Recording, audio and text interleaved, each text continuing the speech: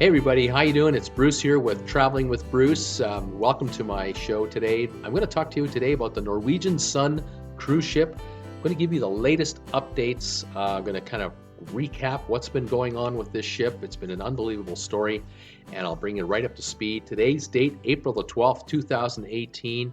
And let's start the story off as we know it. At this point, we know the story begins on February the 2nd of 2018. The ship, the Norwegian Sun, was in Buenos Aires. It was getting ready to go on a cruise through the Panama Canal up to Miami. I believe the cruise was almost 30 days in length. The ship itself was built in 2001, 2002 by Norwegian Cruise Lines, has balconies on board it, is one of the first to have that kind of a feature. It was a cutting-edge ship when it was built, but now, 17 years later, it has been surpassed by a number of ships with regard to the amenities on board. The latest ship to come out of the docks now, the Norwegian Bliss, the Norwegian Getaway, and then other lines ships like Carnival's Horizon, the Symphony of the Seas from Royal Caribbean. The Norwegian Sun is being left behind with regard to all the new bells and whistles that new cruise ships have. However, having said that, this ship is a great ship to go on if you want to have a relaxing vacation.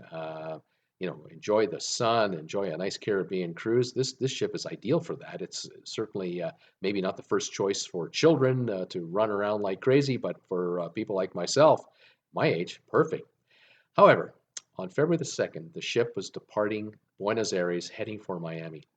And within a day or so of the ship leaving the harbor and being in international waters, the passengers noticed all kinds of work was beginning to be done on the ship while it was plying the seas. And what the crew was doing, there were a whole bunch of construction workers who were down below, came up top and brought a bunch of chemicals with them, a bunch of equipment like sanding machines, jackhammers, and you name it, and they started ripping apart the decks of the ship, and great sections of the deck area was roped off from passengers to be able to use them. And a bunch of passengers were upset, obviously, because they had paid top dollar for a repositioning cruise all the way to Miami to find out that they were, in effect, enjoying a limited cruise with limited amenities, and no one had told them that this was going on.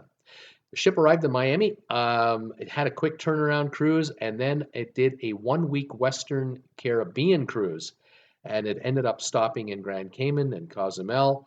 And this cruise was also fraught with the same problems. Construction men came up from below right after the ship left Miami. And for 6 straight days, they tore that ship apart. And people began complaining about the incredible smells of these chemicals, these glues, paint thinners, adhesive nonsense, liquid cement, all kinds of toxic stuff was being applied to the deck. Swimming pools were shut down, children's play areas were closed off, dust was in the air, people were having trouble breathing, not fun at all. After that cruise ended on the 16th of March, the Sun went on its fourth trip, actually, its fourth cruise, this one through the Panama Canal from Miami, through the Panama Canal up to Los Angeles. And it was on that 16-day repositioning cruise that most of the complaints have really hit the media, where 2,000 passengers were just put through hell. And I have video here that you'll see while I'm talking that you're going to notice a forklift move a container to a dumpster. And what you're looking at is a passenger on board the Norwegian Sun. When the Sun had come into the port at Ensenada, about 25 miles south of the U.S. border, the ship offloaded all these toxic chemicals and all this construction materials, anything left over from the restripping of the decks, everything they'd ripped off the deck, they threw it out and they dumped it in Ensenada, Mexico. And the speculation, of course, is that they didn't want to bring this material into Los Angeles and attempt to offload it there because the American authorities would not allow this toxic nonsense into their country. But Mexico, for whatever reason, lax rules. They were able to offload this at the pier in Ensenada in a bulk way. and it took quite some time, a couple hours, to get it all off the ship. And a couple of passengers had video running. They caught that. They caught that act. It's not illegal, but it just shows the lengths that Norwegian was going to hide this event from its followers. Since that cruise ended in Los Angeles, the passengers disembarked. The ship was then sailed up north to Victoria, British Columbia, where, as I speak, April the 12th, 2018, today's date, it is now in dry dock for a major dry dock in Victoria, British Columbia. After it leaves dry dock, its next cruise begins on April the 19th. That's a week from today in Seattle, just 30 miles or so away. It will pick up its first paying passengers since dry docking, 2,000 passengers. The cruise is sold out. It's going from Seattle south to the Panama Canal, through the Panama Canal, back into Florida. It will end in Port Canaveral. And from Port Canaveral, the ship is scheduled to do 3 and 4 day cruises, 3 day cruises to the Bahamas, 4 day cruises to Cuba out of Port Canaveral. That's the plan for the ship. Passengers who were on the Panama Canal cruise for 16 days that started Miami, ended in Los Angeles, and passengers on the Western Caribbean cruise for that 1 week cruise have been vehemently complaining to Norwegian until they're blue in the face about how they were treated, what they were subjected to, chemicals they were exposed to, the breathing difficulties they had, terrible toxic dust landing in their food if they were sitting outside anywhere on the upper decks. They were having problems. Since the cruise ended, people have gone to doctors complaining about respiratory issues, breathing difficulties, dry, painful coughs that they can't seem to shake. They've been prescribed painkillers to ease the pain that they're suffering from the coughing that they're having. X-rays have been ordered, tests have been ordered, tissues have been taken. We have a health issue here. As best as I've been able to calculate it, since February the 2nd until the last passenger stepped off the ship in Los Angeles, March 31, a total of 9,000 people were subjected to these chemicals and these agents. 1,000 crew members, of course, for the entire time, and 8,000 passengers over a revolving number of cruises. To this point in time, Carnival has only made a couple of offers of compensation. At first, they weren't even admitting that they were at fault or that they had done anything inappropriate. But since then, apologies have been made. But the first offer made of any kind was a 25% cruise credit for only the passengers who were on the Panama Canal cruise for 16 days from Miami to Los Angeles.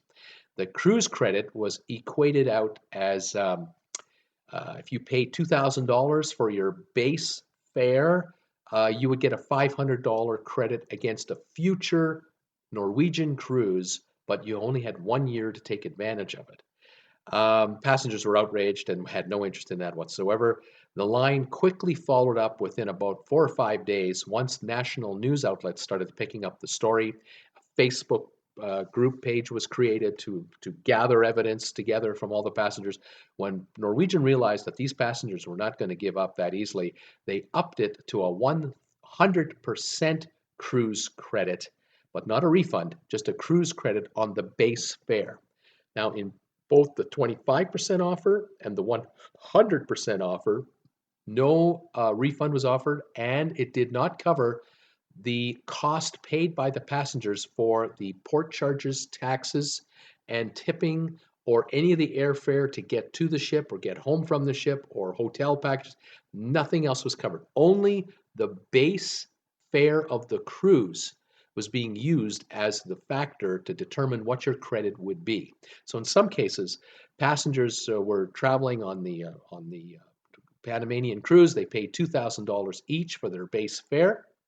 Husband and wife, that's $4,000, but they then paid $4,000 additionally to get to the ship, to get home from the ship, the taxes and the fees and the tipping. They would have paid over in some cases, $10,000 or $12,000.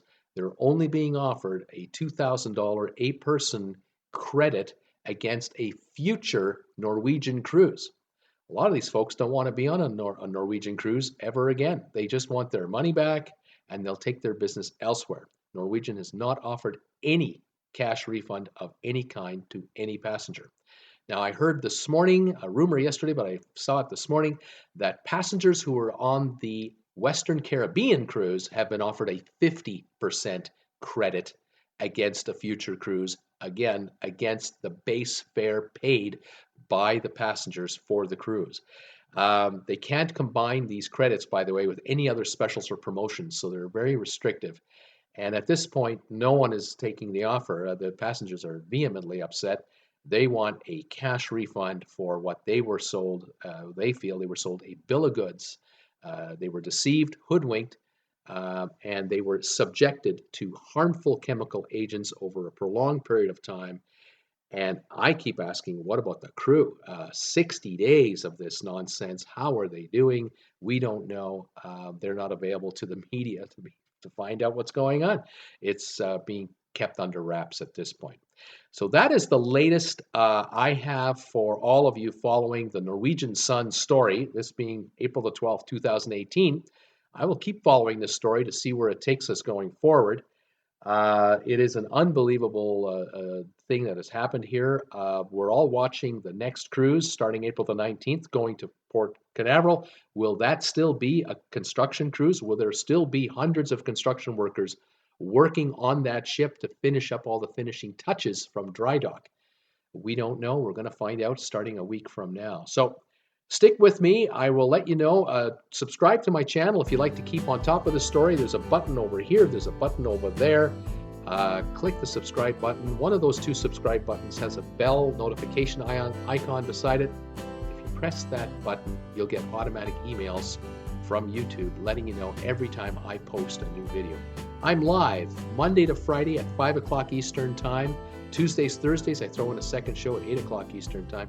Saturdays at 2 o'clock Eastern Time, I do a live stream 6 days a week, about an hour and 20 minutes in length, talking nothing about cruise ships, cruise holidays, cruise lines, how you can get a great deal on a cruise, and my viewers join in with me, and we compare notes as to what's going on out there. If you're a new cruiser or you're an experienced cruiser, come on by one of my live streams. I think you'll get a kick out of it. We have a lot of fun. We compare a lot of notes, and we have a couple of laughs every day, Monday to Friday, including Saturday. Come on by and enjoy the show. Thanks for watching me today. This is Bruce with Traveling with Bruce saying we'll see you next time on the high seas. Have a good day, everybody. Bye-bye.